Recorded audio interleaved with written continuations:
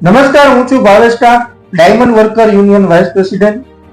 છેલ્લા 2 વર્ષથી યુક્રેન અને રશિયાના વોરના કારણે G7 કન્ટ્રીએ જે રશિયન ડાયમંડ ઉપર બેન બેઠો એના કારણે અને અન્ય જે કારણો છે એના કારણે 2 વર્ષથી આપણો હીરા ઉદ્યોગ મંદીનો માર સહન કરી રહ્યું છે.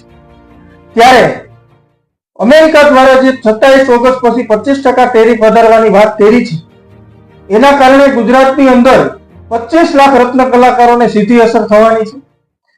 1 થી 2 લાખ જેટલી નોકરીઓ જવાની પૂરી શક્યતાઓ છે, કારણ કે 30% થી વધારે આપણે અમેરિકા સાથે એક્સપોર્ટનો, ડાયમંડ ઇન્ડસ્ટ્રીઝનો, ડાયમંડ જ્વેલરીનો, હીરા ઉદ્યોગનો એક્સપોર્ટનો બિઝનેસ છે.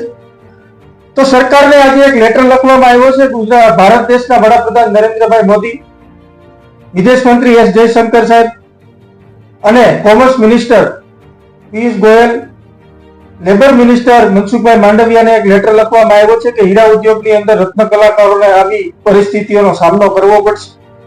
બીજી અન્ય કન્ટ્રીઓની અંદર આપણા જ્વેલરીનું માર્કેટ ડેવલપ કરવું જોઈએ.